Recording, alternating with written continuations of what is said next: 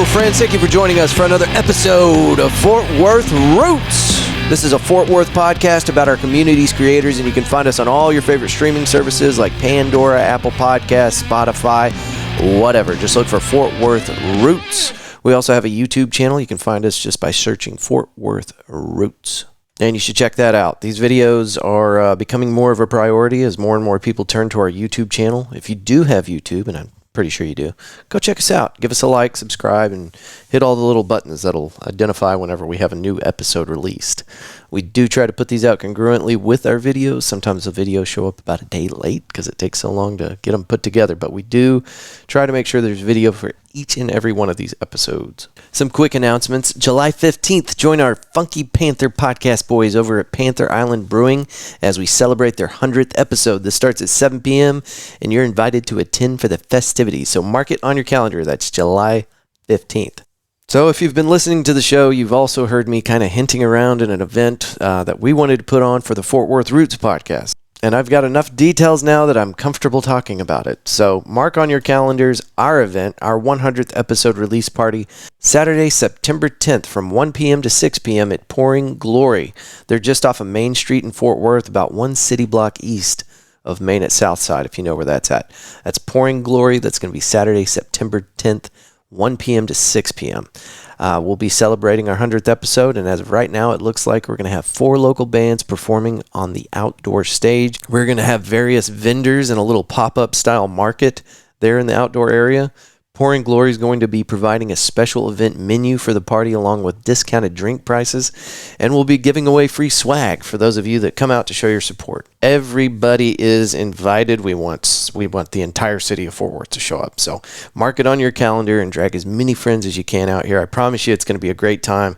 As we get closer to the event, the more details will come out. I'll have the band names for you, the vendors that are going to be at the market, and anything else that kind of pops up in between now and September 10th. That is on a Saturday. The weather is going to be perfect. I promise. So for a very long time, I have stated that I am going to wait until the 100th episode before I start looking for sponsorship for Fort Worth Roots. Now, with this event coming up, September 10th, out there at Pouring Glory, I wanted to make sure that this event goes off great for you guys. I really want it to be, next to spectacular. I'm shooting for the moon here. So I went ahead and started looking for sponsorship so that we can do just that. And I want to make sure that you guys know that whenever I'm looking for sponsors, I'm out there looking for top in the industry, people that have the best relationship with our community. They've got great reviews. You can tell that they're a respected entity. And that I'm going to do my own research and make sure that the people that I'm leading you towards whenever we do these sponsorship ads are people that you want to do business with and somebody that I want to work with as a friend of the Fort Worth Roots podcast. So with all that being said, you already know our first sponsor. He's been on the show twice. He's the one that put on the River Oaks Spring Fest car show, and he's the owner of Roofing Solutions by Darren Houck. And I couldn't think of anybody better to help us kick this whole thing off.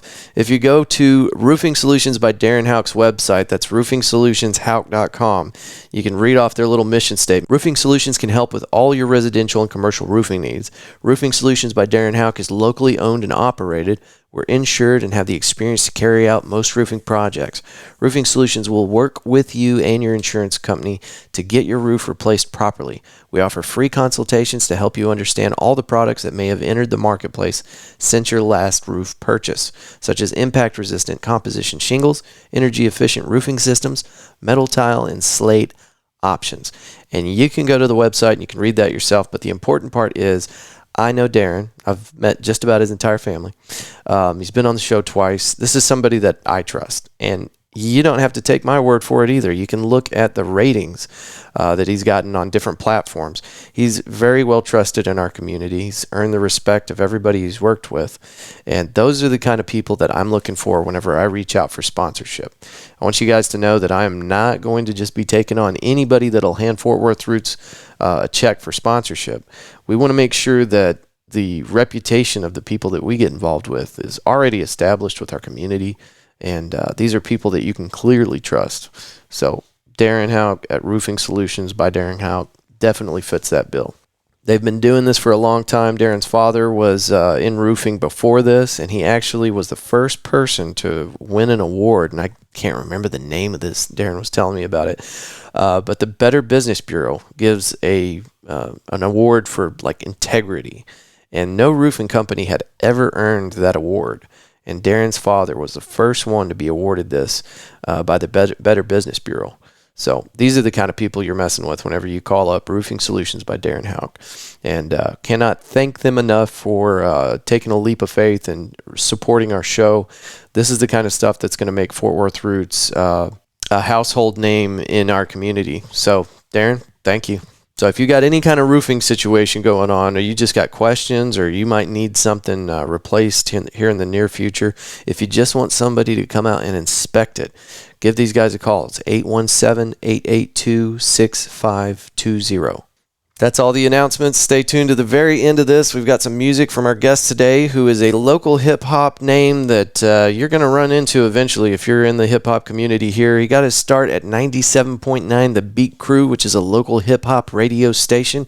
We get into a lot of different stuff, very fringe activities. This was somebody that was suggested to us by listeners of the show, and we had to have him on. And I'm really glad that we did, because this opens up a whole nother can of worms that we really haven't gotten into yet. The hip-hop community feels kind of underrepresented, so it's great to have our guest on today. He goes by a lot of different aliases, and I'm not sure which one you're going to know him by, but he's been called Boy Wonder, Pistol Pete, Rose, and Mark Spitz. Please give it up for our guest today. Thank y'all for being here, and let's start the show.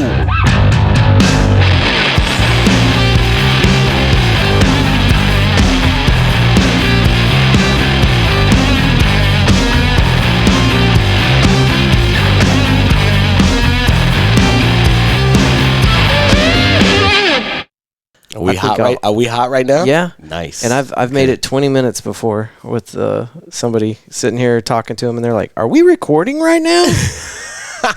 I love it. And that's like I told you, it's if you got to burp, dude, you burp, and I'll cut it out later if I can.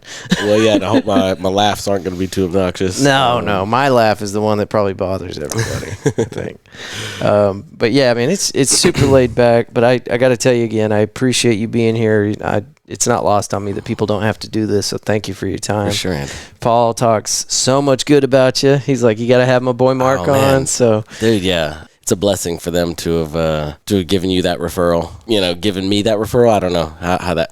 Well, but yes, it's a net win for both of us, because I got to digging through your material, and you're an adventurer, man. You've been doing some stuff like your whole life. So yeah, definitely, and I've been around. I've been around. That's why, like, my coworker, he was like, "You've got this weird, like, 6 degrees of separation with, like, all these customers at that pool spot." Yeah, I worked in the pool industry just a little bit too before doing the sales stuff. I couldn't continue out there in the field. It was just not fun anymore. Yeah, I'm in a really good position now. That's awesome. I probably wouldn't be here because I wouldn't have met Paul.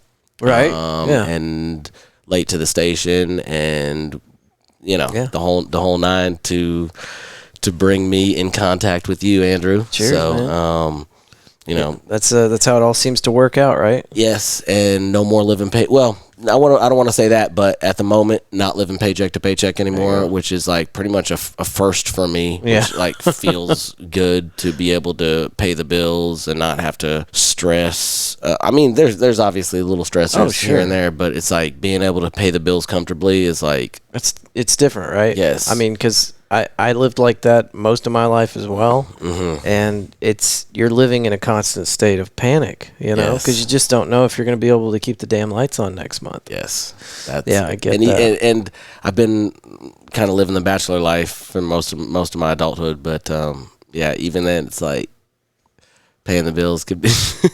It's no joke. So before the pool business, let's go. Yeah, I'm gonna get us off track here. Yeah, just a minute. I'm sure you need to be doing some cutting and chopping here. It's kind of conversation gold. Yeah, we can draw this sort of like pool connection with Paul and late to the station back to your initial interview with them, which that was a great interview. I'm glad you got to hear that, because I really enjoyed that episode too, and it performed really well. Like, people enjoyed it. Exactly, and I'm looking forward to going and checking them out live. Mm-hmm. You know, they supported me with my merch, with the 817 Funky Town gear that I gave you. And, he hooked it up, folks. I've got 817 Funky Town shirt, and then what was the other one? The patch and the sticker. Oh yeah, the other shirt. And then the Lone Star Fleet. Star Fleet. Yes, that's actually a project of mine that's got a sci-fi nerdcore twist to it, with a mix of like Star Trek, Star Wars. Now, what is this? Spaceballs. You told me it was a project, but what are we doing with it? It's an album. I've got it on all the major outlets. Spotify, Pandora. Definitely, yes. Apple. And that's probably one of, I think, only 3 albums I've got out there on the major outlets. I've got a ton of singles out there under the Mark Spitz name. But yeah, that Lone Star Fleet, that's one of my favorites, near and dear to my heart. And thank goodness that Obi-Wan Kenobi premiere came out last night. Did you see it? Yes, I watched it. I watched it in 2 parts. I watched the first part, went to the gym, because I was like, if I sit here and watch part 2, I'm not going.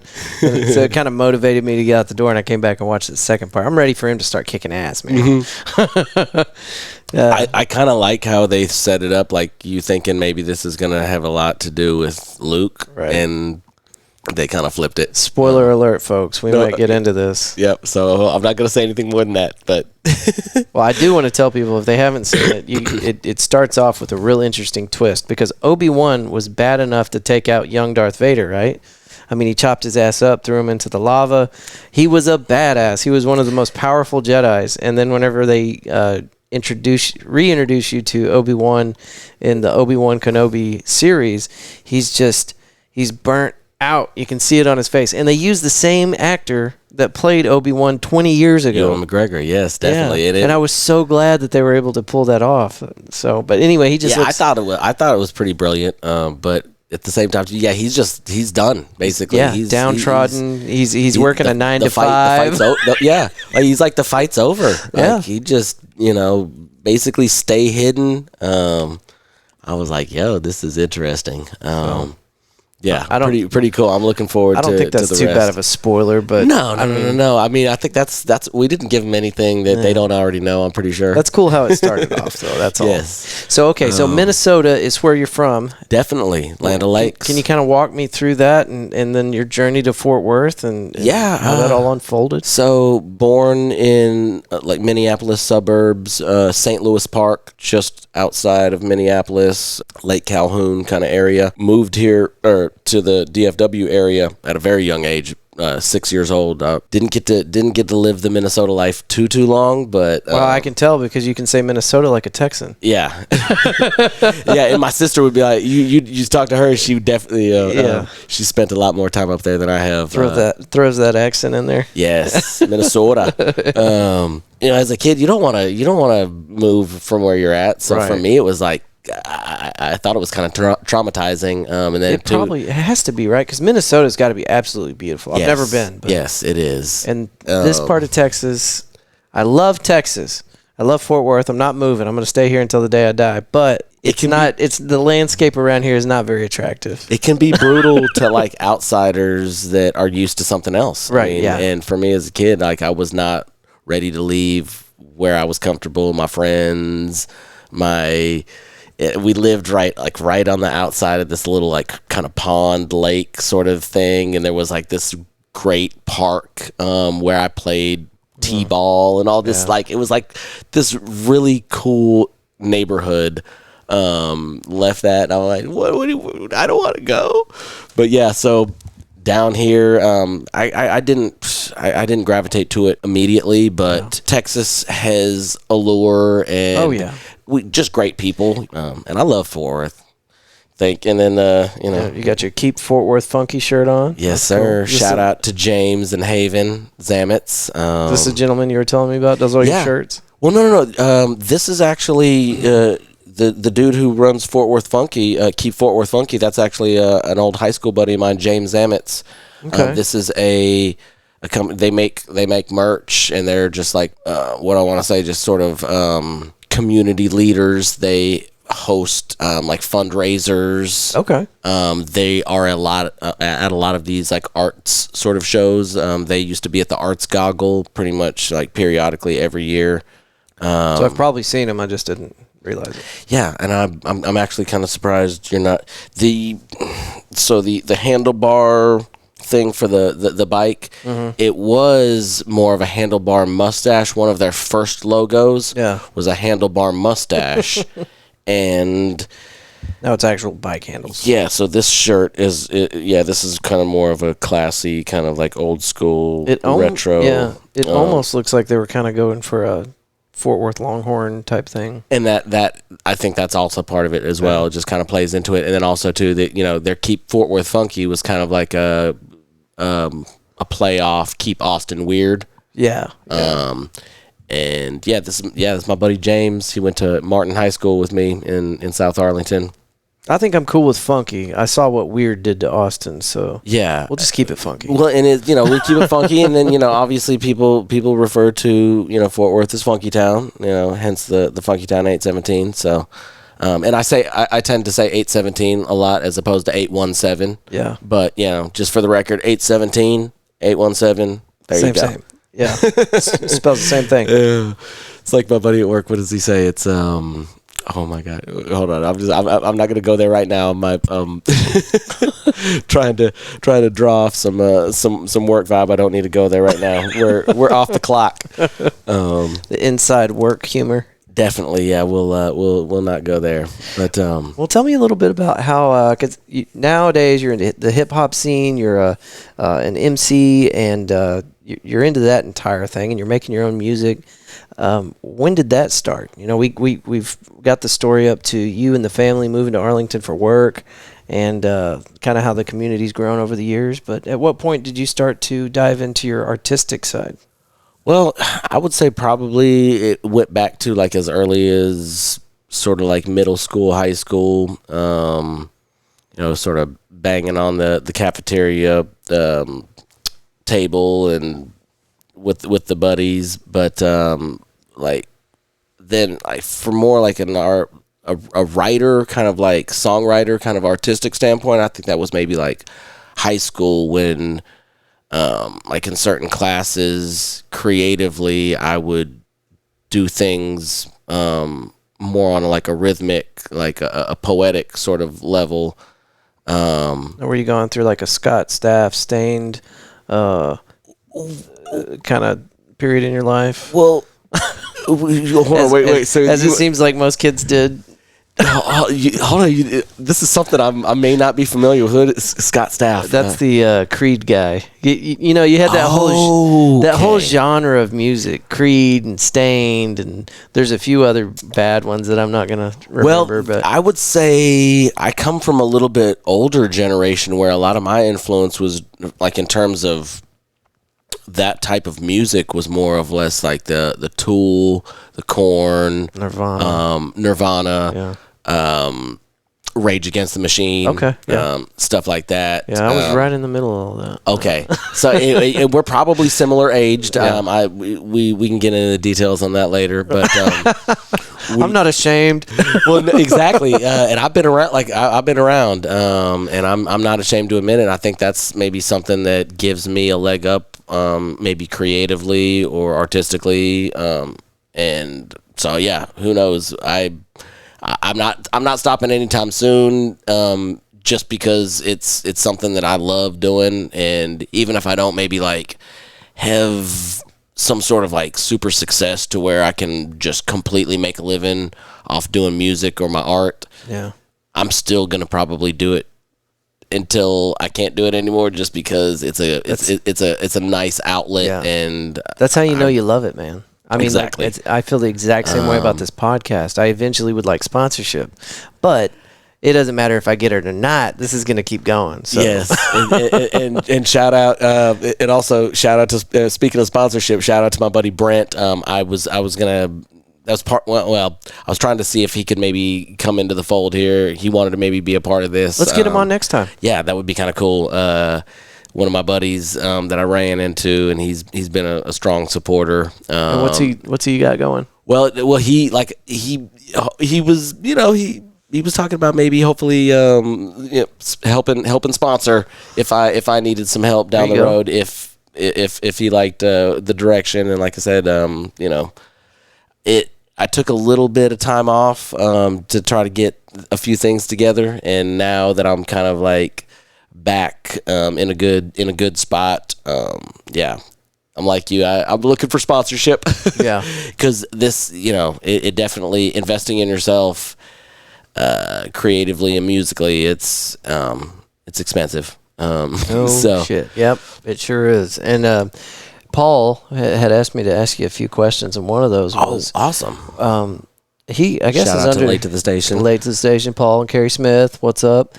Carrie. One of the questions, kind of to segue what you're talking about, he wanted to know why you don't sell your albums, and I don't know if you do or not, but he's under the impression that you're not making money off of them. Well, that is true. So, pretty much kind of like I gave you a copy of Fat Gold Chains, which is one of my only albums that you can get kind of like physically. If y'all are looking at the YouTube video, I'm holding it up for you. He made this. It's beautiful. I have several copies. If you know how to get in touch with me, you can get one, and I sell them kind of on a hand-to-hand basis. There was a weird sort of quirk with some of the people creatively involved to where I felt a little more comfortable doing something on a more like grassroots sort of like hand-to-hand basis as opposed to making it available for the world and marketing it kind of on a larger basis. And so I think I still may do that eventually if I can do it in the right way. Yeah. And everybody that was involved in that is cool with that. Right. But that was like a really unique and awesome project for me. It involved a guy that I went to college with, and he had got signed to a label that was a subsidiary of Koch Records. Okay. I don't know if you're familiar with Koch Records, but they were like the Bay Area. And they did a lot of like hip hop acts that were formerly kind of famously signed to larger labels that had sort of moved on and got re-signed to Koch and, had like an album or two sort of deal. Sounds like a lot of legal shit. Yes. But long story short, Koch Records was kind of cool. They kind of revitalized dudes' careers that had sort of like been off the radar a little bit in terms of like the hip hop world. And I would say that was kind of like in my college years or whatnot, in my formative years. And that's when I got into the hip hop. You were asking me, it was like that when I creatively, it was kind of earlier than that. But when I got serious into the hip hop, it was when I got to college and I met one of my buddies, Broderick, who was serious about hip hop, had a vast hip hop knowledge, had a very striking resemblance to Rakim, which is like one of the hip hop gods. Okay. If you've ever heard of a group called Eric B and Rakim, Rakim has got a very, very noticeable face, and my buddy Broderick had almost a striking resemblance. And when I worked at 97.9 The Beat out of college, which was the hip hop station here in DFW, still is as far as I know, and that's also where that kind of helped a little bit of, help propel some of my hip hop ventures, was working at 97.9 The Beat. But there was this event that was sponsored by Reebok. Reebok was trying to do this whole Reebok Classic marketing campaign. Okay. And they had this event where Rakim made an appearance, and I brought my buddy Broderick to them, and everybody was asking my buddy Broderick if he was like Rakim's brother, trying to get some signatures, yes, autographs. It was the coolest thing. And for my buddy Broderick, like that was his guy, and so it was pretty cool to have him at that event. Yeah. Be able to facilitate that, and he got to meet one of his hip hop heroes, and right. For me too, it was awesome. But yeah, that was a little tidbit into that, and I guess I kind of teased the fact that I used to work at 97.9 The Beat, the hip hop station here in DFW. It's on the notes here. I was going to get into that. So, at what is this straight out of college? You got a job with them? Well, I interned. It was like one of my last semesters at UNT in Denton. Interned with 97.9 The Beat. I guess I impressed, and they offered me a job after the internship. I accepted. Pretty much had my choice of like what I could have done, and I chose to do like one of the more entry level things, which I guess looking back, I was like, I could have maybe played that differently. But long story short, I ended up getting quickly into a better, like more coveted position in kind of like production and programming that I was more like suited to, as opposed to kind of like the more like grunt work out in the streets as like the street team promotions that I initially kind of started out doing. Is that where you earned your title of radio personality? Yeah. And what were you doing out there on the streets? I was Boy Wonder. I was fighting hater radio. Dude, that sounds really familiar. Yeah, Boy Wonder, and I was fighting hater radio with Big Tex. That was the dude who basically coined my name. We were out. It was one of my first shifts ever. We're out there in the street team vehicle, the 97.9 Escalade with the wrap on it. I think we were like giving out tickets to like a little Bow Wow concert or something. Okay, yeah. So I'm showing my age here. Little Bow Wow. Yeah. So whatever happened to that guy? He's still sort of famous. Okay. I guess but yeah. So long story short, we're out there giving out tickets to a concert. Big Tex is on the phone. He said, hey, he's one of those call-ins where they're like, hey, we're going to go out to Big Tex. He's out in the streets here right now with concert tickets to Little Bow Wow. And then they go out to Big Tex, and he's like, hey, I'm out here in the streets with Boy Wonder. It's Big Tex and Boy Wonder. We're out here fighting hater radio. We got tickets to Little Bow Wow. And then it was like we get back to the station. Everybody's like, oh, Big Tex and Boy Wonder. Like it was like this, oh, great. Boy Wonder. Sounds like a pretty fun time in your life. Well, yeah, it was pretty cool, but also being like one of the only white guys at the station, it was like white boy wonder, you know what I mean? And I got it. It was crazy, but it was like it was a great time in my life. It was very fun and exciting. Great time in my life. How long did all that go on with Boy Wonder? And take your time. That's the second time you've gotten your beer in your hand. I don't want to disrupt another drink. Oh no, like anytime. And shout out to Guinness. Thank you for providing tasty Not beverage. a sponsor. Adult. Exactly. Although they could be, because I'm a huge Guinness fan. Oh well, excellent. Yeah, and they make a good adult beverage, and I would like to visit their factory someday. The original one. I think that isn't the parent company Harp. I don't know that. Either Harp is a kind of like a subsidiary of Guinness, or vice versa. Either way, yeah, it's one of the only light beers I like is Harp.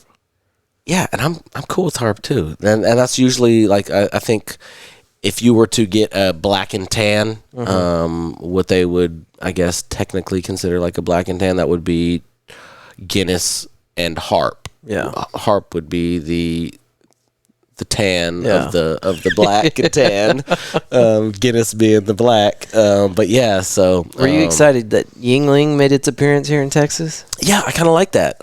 And so you mentioned Yuengling. I'm wearing a hat, and it says Shells, which Brewers. Shells is a brewery in Minnesota, which Yuengling is the oldest brewery in America. Shells is the second oldest. Oh, okay. Yes. Well, and I wouldn't know anything about Yuengling, but I spent 6 months in Virginia at a helicopter school. Just learning how to work on them. And everybody's like, ooh, Yuengling, make sure you bring some back. I'm like, well, just buy it your damn self. But you could only get it out there. You couldn't get it in Texas. Exactly. And so the whole time I was there, it was either Yuengling or Harp.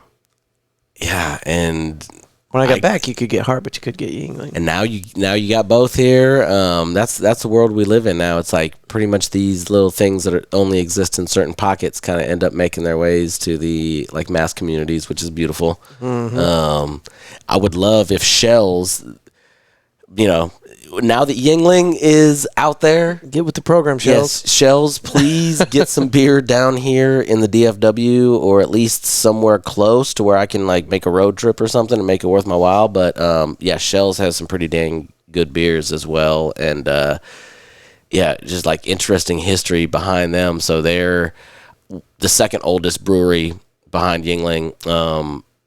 One of the weird little parts of their like the town that they are out of, or geographically, it was like in an Indian community, a Native American Indian community on a reservation. Yes, yeah. Well, like I said, it goes back. I guess I gotta check the full history, but basically, they were the brewery being white folk. They were still pretty much kind of like technically infringing on what was Native American Indian territory. Yeah. But the only reason they got by was because they were given some of the brew to the tribes. Exactly, yeah. And they were cool. Yeah, that works out. Everybody, all other white people apparently in the area did not fare so well. Oh wow! Yes, at one point there was an uprising. So this is this mid to late 1800s? Yes, that's how. Like I'm pretty sure it was like mid. Yeah. We're just gonna go ahead and go with mid to late. I'm not gonna try to put any sort of stamp. Nobody specifically, but yeah, it was. That's how far it goes back. But yeah, they tell that story if you take the tour at Shells.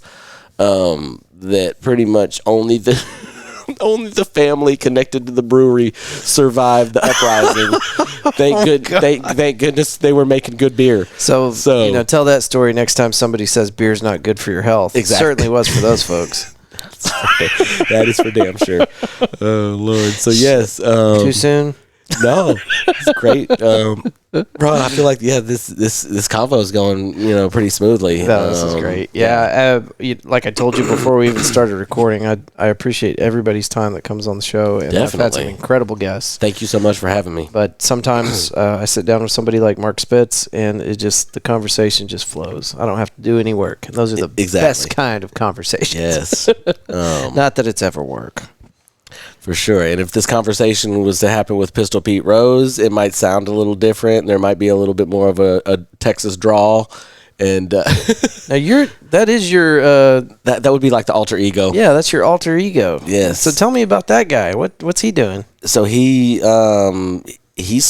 still creating a lot of stuff. There's still like some unfinished business with Pistol Pete Rose. Where did he get his start? Oh my goodness. It was shortly after the Mark Spitz conception. Yeah. But yeah, I would say it was like shortly after that. I was, I've got very, very strong hip hop roots, and a lot of my hip hop heroes have alter egos, and I'm like, I want to do that. I want to create music under a different name and do something like different than the other thing that I'm doing, and talk about different stuff, and like just basically take a whole different approach, say things that I wouldn't normally say. Because Mark Spitz, I would say, it's more like me. My middle name is Mark. Spitz, like raps, Mark raps, Mark Spitz, and then obviously there's the play on Mark Spitz, the swimmer, who won the 7 gold. Yeah, I pulled some of that up too. That's with a Z though. Spitz with a Z. Yeah, so that he was basically Mike Phelps before Mike Phelps. Yeah. I got that whole history lesson trying to find you online. Now that I'm kind of back financially on my feet, it feels good to be able to kind of resort not only financially back into the music, but be able to put some time and effort back into it, and got a little bit of a boost, obviously, with Texas Roots giving me a little bit of shine, and my dude Paul for investing in some merch. So I've been motivated to kind of get the hustle back flowing. A lot of things are kind of happening right now, and like I said, there's a lot of still unfinished business with Pistol Pete Rose and Mark Spitz, creatively and musically. I would say probably realistically there's 2 to 3 projects that I have been cooking up for Pistol Pete Rose that I would like to get finalized and released here within the next 6 months to a year. Okay. Well, make sure you let me know, because we'll be happy to blast that out now that you've been on the show. Oh, People know who you are. We'll help you out with that. Now, are you planning on doing anything with your buddies as far as live events? Is that in the works? When can we see Pistol Pete, man? Man, well, see, that's the hard part of it too. Is like I need to once, like whenever you're wearing all the hats, like it's definitely a process, because obviously you need to create the music. You need to find the motivation to create the music. Then you create the music. That takes money and an investment there, time and effort, monetary. Then once you've got the music created, then you got to get it out there, the marketing, it's a lot, the advertising, and that's when hopefully you can get out there and do some shows. So maybe with some of my buddies out there that I know that have been continuing to perform during the hard times and are still going at a pretty feverish pace with performing, getting booked and whatnot, I'm gonna try to see if I can maybe piggyback and try to get something going on there, because I would like to get back out there and do some shows under both the Mark Spitz and Pistol Pete Rose thing. And if I can get double booked, that'd be even better. Hell, if you're putting it on, they can't stop you. Well, exactly. But that's the other thing too, is like me and some of my creative friends, rapper friends, if you want to call them, we've gotten a little, obviously, savvier over the years and a little bit more knowledgeable. And I got to a point where, unless I was pretty much getting a call to be booked for a show for like a major artist, if I'm going to open up for somebody that's out there and has a decent fan base or something like that, yes, most likely I'm probably going to seize that opportunity. Well, I tell you what, if you decide to kick off either a 1-day, 2-day event, whatever it is, a festival or otherwise, I got 3 really powerful people that have been on the show that I think I'd really like to set you up with. 2 of them. One of them is the artist Trigger. He's a rapper in the Fort Worth area. You might know him. I don't know. And then our next guest. Trigger, yeah. Okay. Excuse me. There's no R at the end. It's Trigger. I messed that up. Trigger. Okay. Yes. And then we got Shaq Mac, who's coming on at 3 after you and I get done here today. But he's another incredible hip hop artist. Oh, nice. And he's right here in Fort Worth as well. And then the other guy that I would point you towards is Joe Guzman.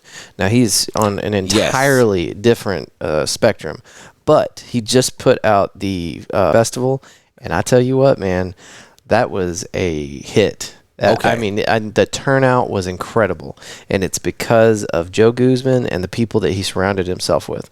Yes, and I'm pretty sure me and him are already sort of like connected online or like social media wise. But yes, he is a smart dude, but he's just a really chill dude. And I on a personal level, I'm really glad that I got connected with that dude, because we're talking about getting up in age. The older I get, the more important good people are to me. So exactly, he's one of the good guys. So I know he'd be overwhelmingly happy to just give you a few bits of information, or maybe be hands on, even if you had something you wanted him to help you with. Well, yeah, we need to make that happen. Better you take care of yourself,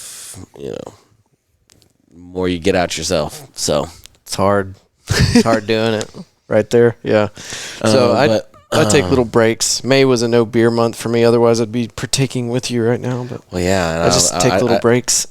You got to. But yeah, I tried to offer you some gifts. Devil juice. In May, it's devil juice. Oh shoot! But yeah, I think one of my other buddies. Is May like the chosen month to do it? Because one of my other buddies, it was like May was the month. I just picked May because I had been drinking a lot, and I was like, all right, this is it. It was like April 26th. It's my birthday month, right? So I'd really been tying on. Okay. There you go. Somewhere at 26th or 27th, I was like, no more beer until June. Let's do that. No doubt. So, and then when I set a goal like that, I really stick to it. Have you ever tried to do something like refrain from something for a while? Oh yeah. So I don't know if you've had this experience, but I keep having like reoccurring dreams. The closer I get to the end of May, I've been having more reoccurring dreams, like where I fucked up and I accidentally took a shot or drank a beer. Yes. And I'm like, damn it, I didn't make my goal. Dude, like literally, you're just speaking to me right now. So, that's happened to me at several occasions. But definitely one was when I was younger. I was trying to get a job, and obviously I was refraining from 420. Right. Yeah. I was taking all sorts of precautions, being super, super, super good. I want to say it was like the night before.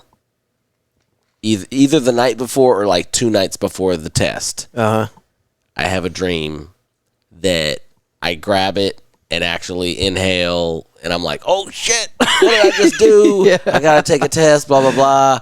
Wake up like, oh shit, it was a dream. Okay, I should be, blah blah blah. But your body works in a weird. So I ended up failing the test. Are you serious? Yes. From your dream weed? Yes. Damn. The dream weed got me.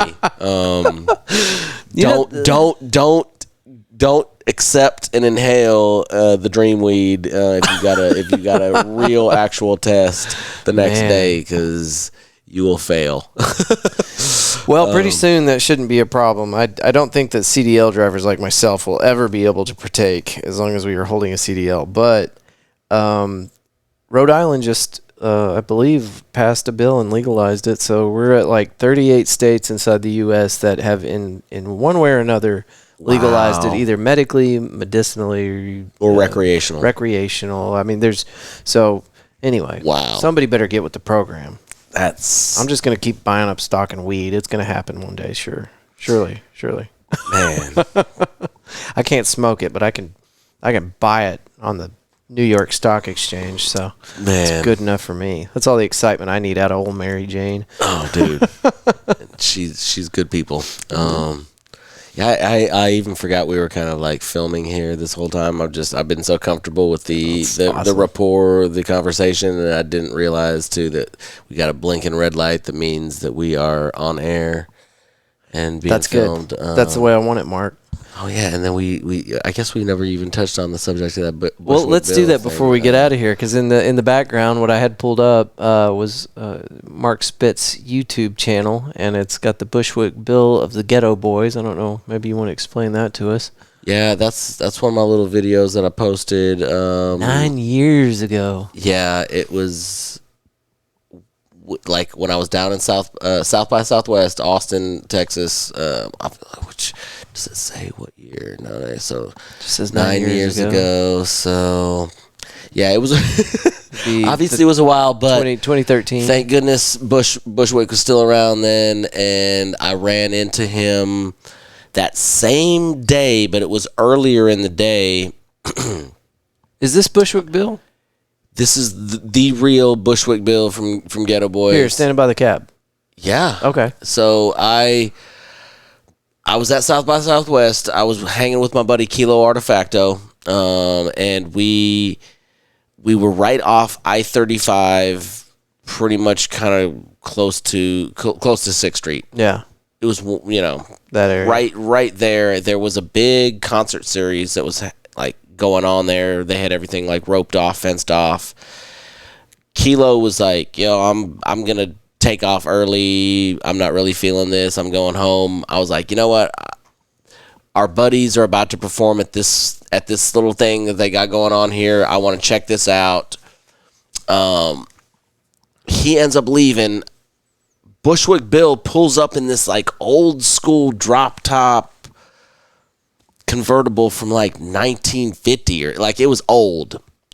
And he had his glasses on where he had like one of them knocked out, and the other one was covering his bad eye. And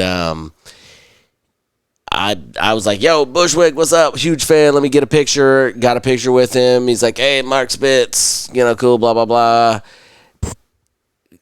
Just like very quick passing. And I was like, all right, that's like a good sign. I'm sticking around. I stuck around. My buddy Bodega Brothers performed leading up to Ghetto Boys performing along with Ultramagnetic MCs, which it was kind of like a reunion concert because apparently Ultramagnetic MCs and Ghetto Boys performed very early on in both of their group careers up in New York, and it was like a huge thing and created this bond. So years later, they revisit that at South by Southwest.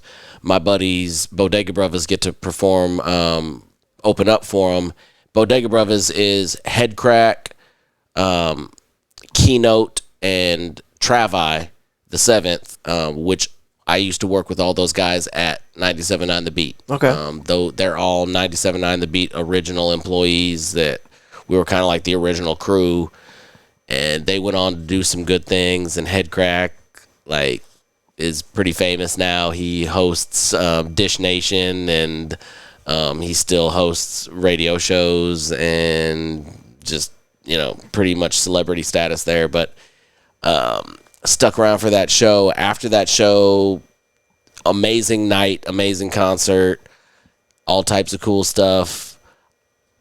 Going into like a 7-Eleven that was kind of on the outskirts. Very late night. It was probably like 2-3 in the morning. And I stumbled across Bushwick again. And he, at that point, after his performance or whatnot, and he's in this random 7-Eleven, he was pretty much out of it. But it was like, I got to reconvene with him. I was like, hey, Mark Spitz, I met you earlier. We got the picture, blah, blah, blah. Like, amazing show, the whole nine. And he obliged me to let me film him. And he plugged me, markspitz.com, the whole nine. And that's awesome.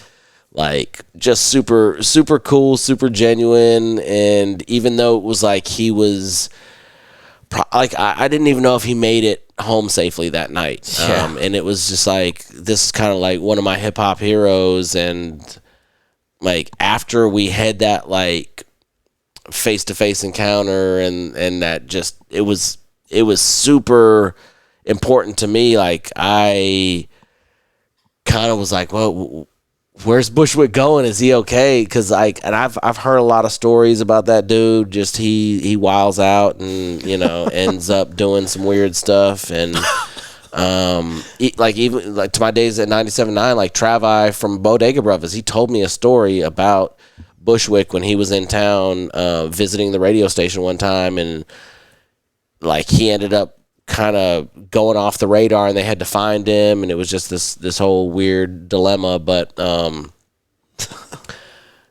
I got to meet the dude in person before he passed, and it was a super cool experience. And he like was super supportive of me and just like treated me like the next rapper. You know what I mean? It was a big deal. Yeah, it was super cool, and it was like he whether he actually knew me or he didn't, like, it was like he acted like he did. He made me feel important, and that was pretty cool for him to do because he didn't have to do that. So, yeah, shout out to Bushwick and his son. I've actually been in contact with his son.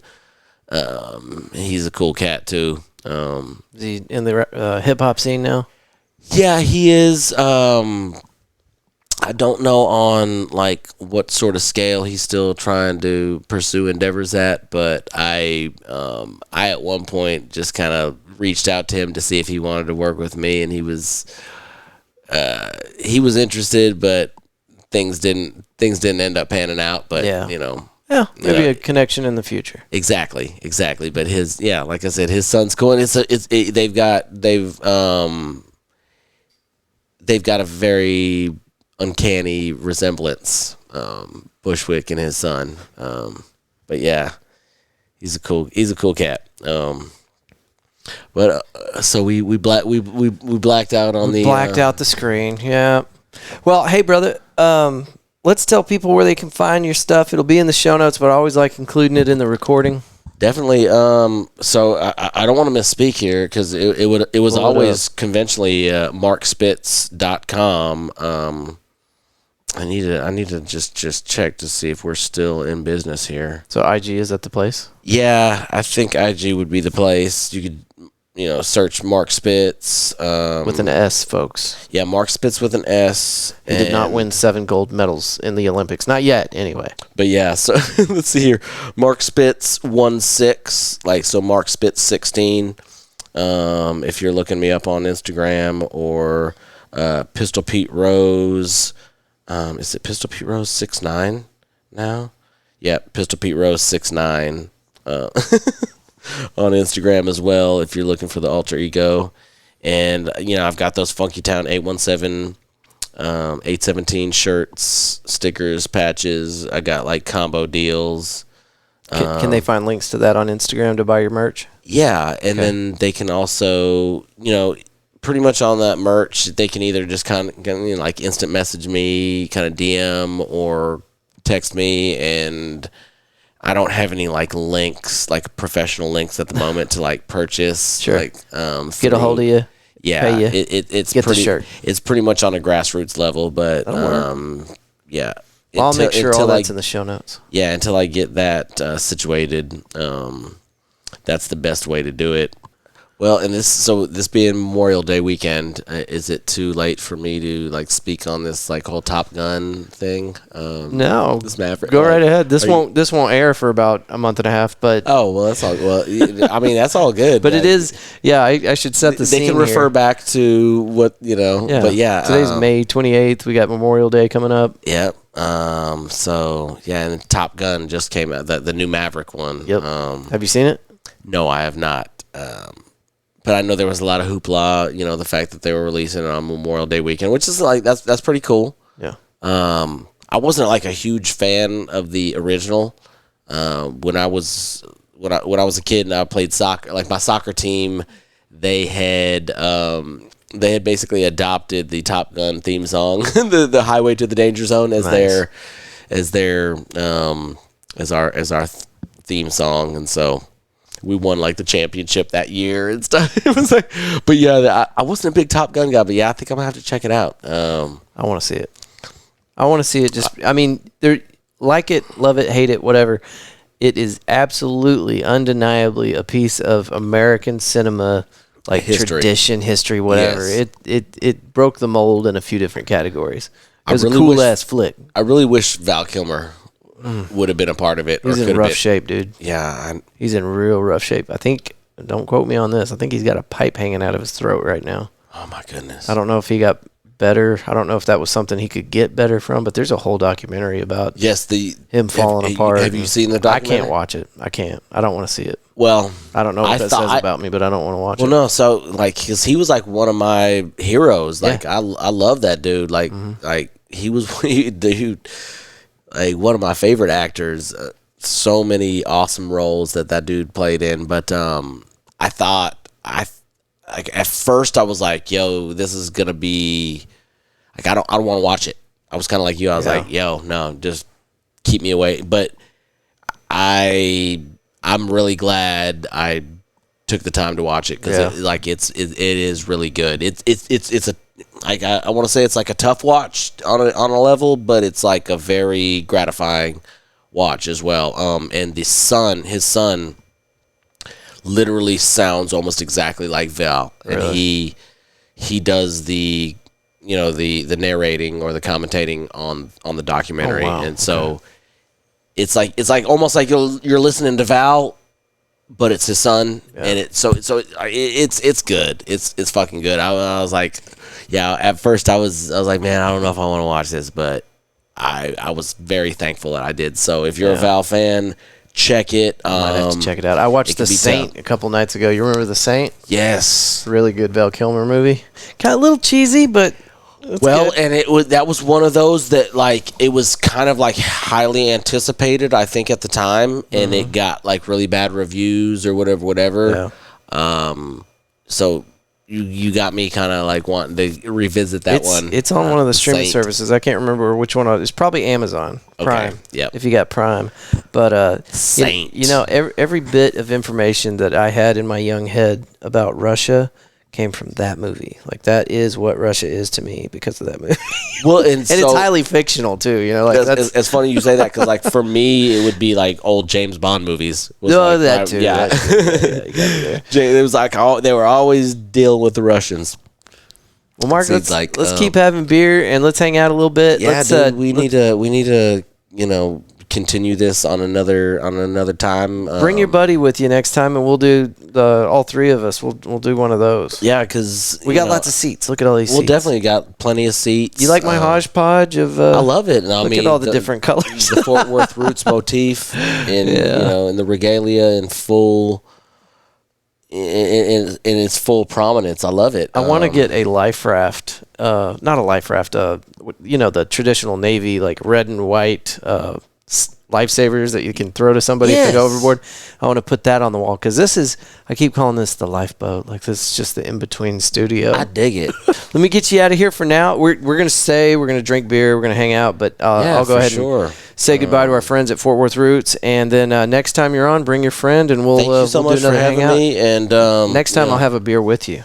Well, definitely, and that way it won't be the month of May, and you can indulge. Yeah. But yeah, check me out on any of the major. What do I want to say? Your social medias, your YouTubes, the Spotifys of the world, and in the meantime, peace, love, and hip hop. There you go. Mark, thank you, buddy. Yeah, thank you so much. All right. And we'll have all those details in the show notes. Fort Worth Roots listeners, thank y'all for being here, and I will see you next week. Peace.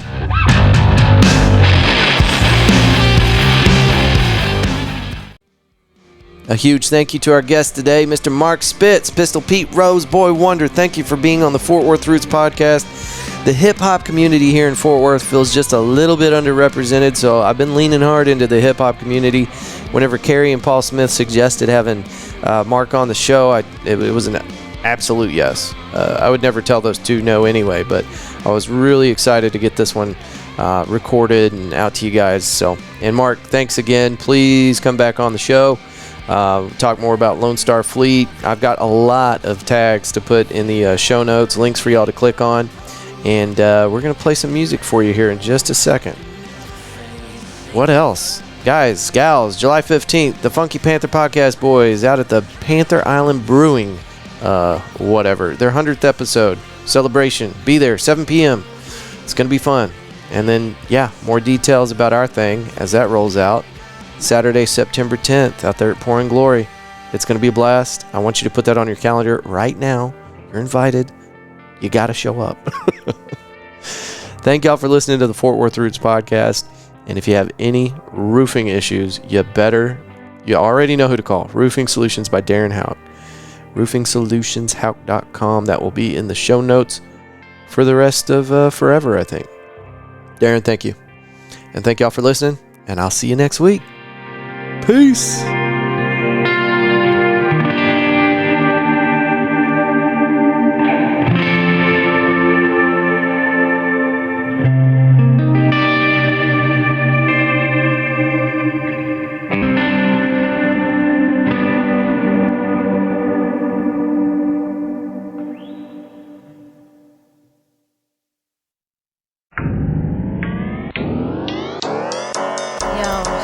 I was watching the news today. This shit is crazy. It's war out here. We're trapped in the belly of the beast. We're trapped in the belly of the beast. All we see is violence, no more peace. Everybody wild and there's war in the streets. Clap if you hear me, I'll really please. We are trapped in the belly of this violence, no more peace. Everybody wild and there's war in the streets. Clap if you hear me, I'll really please. We are trapped in the belly of blessings. The moment I wake up, ready for life's lessons. We need to make love, not war. For more blood and gore, or taking advantage of the unlucky and poor. Yeah, this is America, we love hysteria. Whole bunch of drama, the more the merrier. Yeah, we should be living life, loving our kinfolk. Can't see paradise if you're stuck inside limbo. The belly of the beast is so ferocious. So many jealous, paranoid, and xenophobic. Looking at our neighbors with skepticism. A lot of them are better off kept in prison. Lock them up, crooks, they just want a handout. Looking for attention, ought to shut the damn mouth. But those are not my views. Don't watch the news unless you want the blues. Take a look around. The majority of the youth roam the streets, dealing in drugs, sex, and violence, thinking these things have no real effect on life. Crime without real punishment. An uncaring, unfeeling generation without knowledge of self. This is the future of our nation, the future of our people. Do you think hatred and evil will go unpunished? All we see is violence, no more peace. Everybody wild and there's war in the streets. Clap if you hear me, I'm really pleased. We are trapped. It's a war going on, we out there facing soulless foes without care. I feel it in the air, smothering. Angel of death taking flight, she hovering. We heard plus suffering, recovering slowly. My brothers can't breathe, what you're seeing is slowly. Racism is attack, no patch, now we on flat. Whole thing broke and we on track. And the train coming, pain numbing. It's hard to be a leader with everybody saying something. Nobody on the same page, like 25 artists trying to rock on the same stage at the same time, and they all off key. If you're really about peace, then you ride with me. If you're a saboteur, you collide with me. I refuse to be food stuck inside the beast. The world is now feeling the heat from flames it has kept burning since the beginning of civilization. You represent that fire. You and I are just a small part of God's plan. The evil men of this world have applied every method possible to deceive its occupants. And each time, greater success than anticipated. All we see is violence, no more peace. Everybody wild and there's war in the streets. Clap if you hear me, I'm really pleased. We are trapped. Open your eyelids, we're prone to violence. Peaceful protests turn into riots. We won't be silenced. A voice of the voiceless, fistful of steel and some difficult choices. Wake up, mic check, testify on a bomb track. Know your enemy, we got to take the power back. All the haters, y'all agitators, settle for nothing now, settle for nothing later. Truth is, we all play a grave role in our own destruction. Your money, your lifestyles,